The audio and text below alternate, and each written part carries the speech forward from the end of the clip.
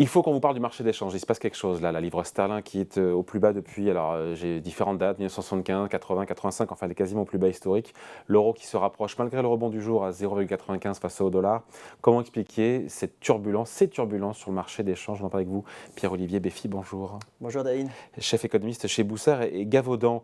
C'est vrai qu'on a une banque centrale anglaise, la BOE, qui a dit hier officiellement, voilà, on surveille les devises, les marchés, notamment la livre qui a chuté en journée de 5%. Elle s'est un peu reprise évidemment, mais 5% pour une devise, c'est colossal. On a le ministre des Finances japonais qui déclare voilà, prêt à intervenir pour soutenir le yen si besoin. Déjà, est-ce qu'on est en guerre d'échange ou pas? Pardon de sortir le mot comme ça, il est un peu... Non, je ne pense pas que ça soit une guerre d'échange. Par contre, on est au début de désordres monétaires mondiaux extrêmement importants dans les prochaines années. Lié au retour de l'inflation? En partie, l'inflation, c'est le symptôme. Mais la vraie raison structurelle, il y a plusieurs raisons, mais la vraie raison structurelle, c'est qu'on est en train de sortir d'une période de taux zéro pendant très longtemps. Non, c'est lié à l'inflation aussi, c'est le corollaire. Voilà. Retour de l'inflation, donc les banques centrales qui mènent des politiques. Alors, la première qui a dégainé, c'est évidemment la Banque centrale américaine, ce qui explique la force du dollar aujourd'hui. Tout à fait. Bon, c'est la première force structurelle parce que le dollar bénéficie de deux choses.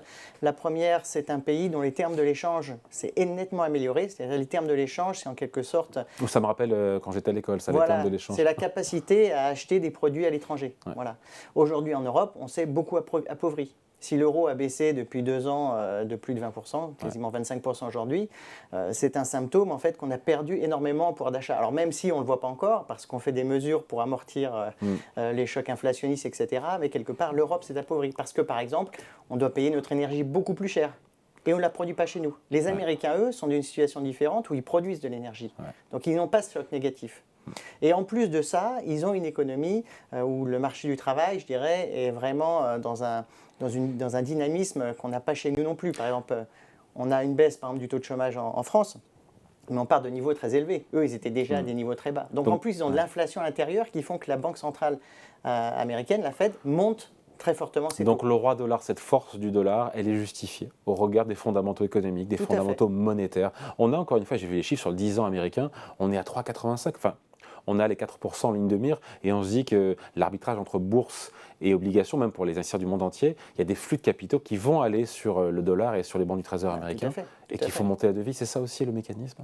Oui, alors après l'impact sur les marchés actions, en effet, il y aura d'autres impacts parce que je pense que là, on est arrivé, à mon avis, à la fin de cette logique sur les taux, même si on peut aller encore plus haut. Ça ne serait pas étonnant d'avoir des taux américains à 10 ans à 5%, ça ne serait pas aberrant. Après, la question, c'est à quelle vitesse on y va, quoi. Aussi, bon, on va y aller assez vite là maintenant. Je pense qu'on est dans le dernier mouvement. Cette année, si vous voulez, la première partie de l'année, c'était vraiment la hausse des taux parce que l'inflation était un problème qu'on n'avait pas eu depuis longtemps. On s'était dit, oh là là, les banques centrales sont complètement en retard. Donc on s'est dit, il va falloir y aller très vite. Ça s'est calmé un peu pendant l'été parce que les gens se sont dit, oui, mais bon, après, ils vont rebaisser les taux, on ne pourra pas aller bien loin. Et puis là, ça a repris. Voilà, on reprend une deuxième vague où on se dit, ah non, mais en fait, l'inflation, elle va continuer de monter. Le gros problème des banques centrales aujourd'hui et de la Fed, c'est qu'il n'y a pas de récession. Tout le monde parle de récession, mais il n'y a pas de récession dans les chiffres. Regardez l'emploi, on est à des situations de tension sur le marché du travail qui sont très forts. Mais il y a un retournement? Pas encore. C'est-à-dire qu'on a des indicateurs économiques qui montrent que... Donc ça plaide pour une Fed ça ralentit un petit peu. Mais ça plaide pour une Fed qui va en faire plus. Exactement. Et donc qui va soutenir encore plus le dollar. Voilà. Jusqu'à quel niveau d'ailleurs ça peut pénaliser encore une fois l'oncle Sam? De toute façon, moi, mon interprétation des choses, c'est on risque maintenant de finir par une récession, en dépression, l'année prochaine ou dans les 2 prochaines années. Aux États-Unis et puis en Europe, de partout. Parce que les États-Unis vont être l'économie qui va, je dirais, driver, excusez-moi mon anglicisme, l'économie mondiale. Mais, et quel impact pour le coup, si tout le monde est en récession, quel impact, pourquoi le dollar en profiterait plus que les autres? Parce qu'encore une fois, parce que l'économie américaine, vous investissez dans l'économie où les termes de l'échange se sont améliorés, où vous avez la force de la monnaie de référence, où en plus vous avez quand même une économie qui est très créative, avec beaucoup moins de problèmes que les autres. Voilà. Et encore une fois, dans ces périodes... Donc ça veut dire qu'on va aller plus bas, pardon, encore une fois, jusqu'où peut l'euro, c'est la question qu'on se pose aujourd'hui, jusqu'où l'euro peut baisser et s'enfoncer, encore une fois. Donc pour vous, cette baisse n'est pas excessive de l'euro? Non, on peut aller jusqu'à 0,80 à peu près. C'est le point bas historique, mais je me rappelle, 0,8230, pour ceux qui ont un peu de mémoire, on est en 2000 quelque chose, non? Tout à fait. Et il y a intervention, ce qui est jamais vu, de toutes les banques centrales du monde pour soutenir l'euro. Tout à fait. Et les interventions ont commencé plus ou moins à mi-mot au Japon. Enfin, c'est en Asie surtout que ça a commencé les interventions. La Chine, le Japon, etc. Moins en Europe, paradoxalement, même si on commence à en parler avec le Royaume-Uni. Bon. Après, la question de la livre sterling, est-ce que c'est le même sujet? Parce que les mouvements d'hier, certains disent que ce sont les largesses budgétaires, donc encore une fois, de la nouvelle équipe au pouvoir, qui inquiètent les marchés, le fait de laisser filer le déficit avec beaucoup de mesures de soutien à l'économie. Oui, encore une fois, la conséquence de sortir des taux zéro, c'est que l'argent public n'est plus gratuit. Ouais. Et aujourd'hui, il y a un énorme décalage entre la prise conscience politique de ce que vaut l'argent et ce que les marchés commencent à dire. Voilà. Aujourd'hui, on ne peut pas dire, quand on a des taux qui commencent à monter, par exemple la Banque Centrale Européenne dans les marchés est supposée monter les taux à 3,25 l'année prochaine. En Royaume-Uni, on s'apprête là, avec ce qui est pricé dans les marchés, à expliquer que les taux immobiliers seront à 6% l'année prochaine. Bon, on n'est plus dans un monde où on pouvait emprunter, s'acheter un appartement, une maison et le faire très facilement. Et c'est pareil pour les États. Et malheureusement, ce qui est très négatif dans ce qu'a annoncé le gouvernement britannique, il y a deux choses qui sont très négatives. La première, c'est que vous ne pouvez pas dire au marché, écoutez, moi je vais emprunter, de toute façon les marchés vont me prêter. Non, aujourd'hui, on ne peut pas dire ça au marché. Donc ça, c'est la première erreur de Liz Truss, la première ministre britannique. Et puis la deuxième erreur, c'est pas tant finalement qu'il y ait des mesures qui soient faites pour soutenir le pouvoir d'achat, notamment des ménages les moins aisés. On comprend que l'inflation est un vrai sujet de pouvoir d'achat et de cohésion sociale. Donc il faut faire des efforts. Mais dans le même temps, on ne peut pas dire que c'est entre guillemets open bar.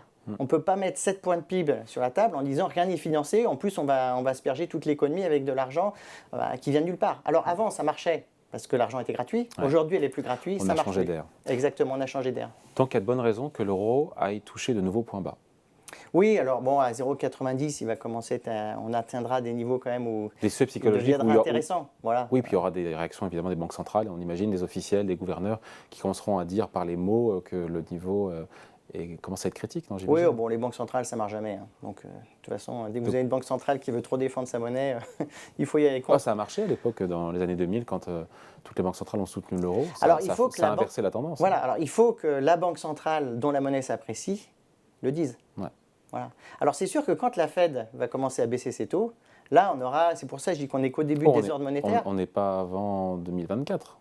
Dans ce qui est pricé aujourd'hui. Ouais. Mais bon, on verra ce qui se passera l'année prochaine. Si jamais il y avait récession, on peut imaginer effectivement et encore qu'elle accepte une récession, encore une fois, la Fed dans son discours. Tout doit être fait pour que l'inflation revienne à son niveau de 2%, donc elle tolérera une récession. Oui, je pense maintenant c'est assez inévitable. De toute façon, les marchés sont déjà en train de la pricer pour l'année prochaine. Ce que ne price pas les marchés, c'est que si vous voulez, il y a un mécanisme qui est très peu compris aujourd'hui.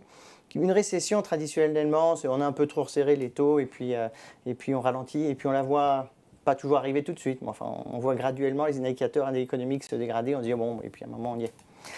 Moi, je pense qu'on est plus dans une récession de type 1974, qui est une récession très atypique. 1974, c'est une récession de la consommation et l'immobilier. Et je pense que c'est ça le nerf de la guerre aujourd'hui. C'est-à-dire qu'aujourd'hui, on a un choc qui est très négatif pour les ménages parce que l'inflation a beaucoup augmenté, un choc du pouvoir d'achat qui est très fort. Et on a aussi un choc de valorisation du marché immobilier, où l'investissement immobilier risque de s'écrouler dans les 2 années qui viennent, tout simplement parce que, bon, même si, par exemple, j'entends souvent en France, les gens me disent oui, mais les prix baisseront jamais à Paris, etc. Oui, mais, de temps en temps, ils peuvent baisser brutalement. Et notamment dans ces périodes où si les taux immobiliers en France arrivent à 4, 5, 6%, on trouvera finalement que ça devient très très cher. Et on va empêcher, pas uniquement les primo-accédants qui peuvent déjà plus acheter depuis un certain temps, mais aussi toute la classe moyenne de pouvoir acheter. Et donc, c'est l'acheteur marginal, après, qui provoque en quelque sorte les effondrements. Et donc, si vous voulez, il y a un décalage. C'est pour ça que les perceptions, on est dans un monde qui est un peu... on est un peu schizophrène à la fin, notamment sur les marchés. C'est-à-dire que pour l'instant, on ne voit pas de récession. Donc, tant qu'on ne voit pas de récession, les banques centrales vont continuer à dire il n'y a aucune raison que l'inflation baisse.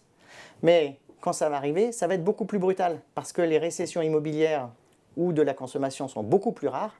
Avec un impact fort sur le reflux de l'inflation. Exactement. Mais quand elles arrivent, ça fait très mal. Et ce n'est pas des récessions qui durent 1 ou 2 trimestres, c'est des récessions qui durent 1 an et demi. Ce qui veut dire, on finit là-dessus, que ce désordre monétaire va se poursuivre parce que si l'inflation, du fait de la volatilité de l'inflation, qui monte et qui peut redescendre en cas d'inflation, ça peut engendrer des politiques monétaires différentes et donc des troubles monétaires. Tout à fait. Je vous donne juste un dernier exemple, celui du Japon en 98. Il ne faut pas oublier que après le LTCM, quand la Fed baisse pour la première fois ses taux après fin des années 90. Voilà. Donc à la fin des... LTCM, c'est ce hedge fund qui avait fait faillite. Tout à fait, avec le pétrole. Si on arrive... enfin, la Fed avait fait un grand cycle de resserrement. Elle commence. Elle indique juste, je coupe les taux pour la première fois. Et le yen s'est apprécié de plus de 30% en quelques jours. Voilà. C'est ça qui va nous arriver dans les années qui viennent. On aura des mouvements de change de cette ampleur. Et quand on regarde la livre sterling aujourd'hui, je dirais qu'il faut presque en rigoler parce que ça va devenir beaucoup plus violent dans les années qui viennent. Ouais, yen, il y a eu un mouvement de 30% sur le yen. Hein, Pardon ? Sur le yen, il y a eu un mouvement de 30%. Tout à fait. De baisse du yen, ce qui est pour le coup depuis le début de l'année. Voilà. Ce qui est d'une rare violence quand même. Hein. Oui, et mais 18% sur quand tout le monde est positionné de la même manière et que les anticipations changent, vous voyez, c'est à ces moments-là qu'en fait il y a des mouvements très très brusques sur l'échange. Donc on pourra aussi l'avoir, on finit là-dessus, sur l'euro. Sur l'euro. Dans l'autre sens, oui. On peut avoir de l'appréciation.